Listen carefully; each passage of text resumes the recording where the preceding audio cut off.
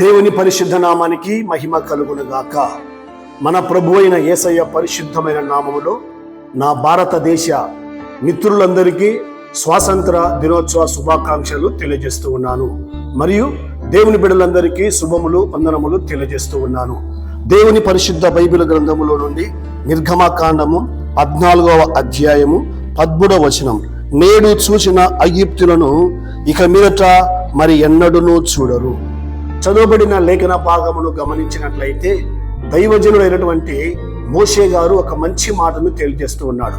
దేవుని బిడ్డలారా, ఇక మీదట మీరు ఐగుప్తులను చూడరు.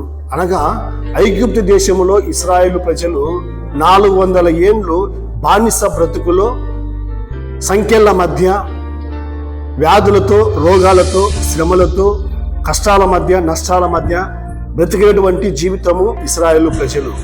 ఆ ఐగుప్తు దేశం నుండి దేవుడు ఇశ్రాయేలు ప్రజలను విడిపించాడు.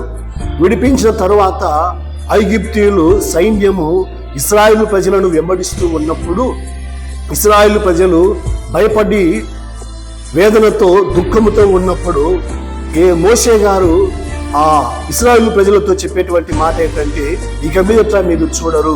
ఎందుకంటే ఆ ఫరో సైన్యము, ఐగుప్తు సైన్యము ఆ ఎర్ర సముద్రములో వారు మునిగిపోతారు, మనం ఎర్ర సముద్రాన్ని దాటిపోతామని ఇశ్రాయేలు ప్రజలకు దైవజనుడైనటువంటి మోషే గారు తెలియజేస్తూ ఉన్నాడు.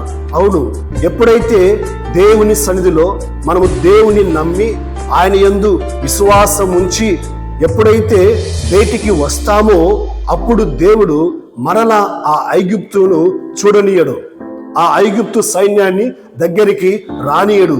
అనగా ఆ బానిస జీవితము, ఆ కరువు, ఆ కష్టము, ఆ కన్నీళ్లు, ఆ శ్రమలు, ఆ వ్యాధి బాధలు దేవుని సన్నిధిలో దేవుని బిడల దగ్గరికి ఎంత మాత్రము రానియకుండా ప్రభుల వారు ఆయన మనకు తోడుగా ఉండి నడిపించేటువంటి గొప్ప దేవుడని ప్రభు సన్నిధిలో మనమందరము కూడా గుర్తించాలి. దేవుని బిడ్డలారా, బానిస జీవితము ఎంతో నరకయాతన, ఎంతో కష్టము, ఎంతో బాధ, వేదన భరించలేనిది. చిన్న పిల్లలు పాలు త్రాగాలన్నా కూడా ఇదిగో ఫరో పర్మిషన్ కావాలి.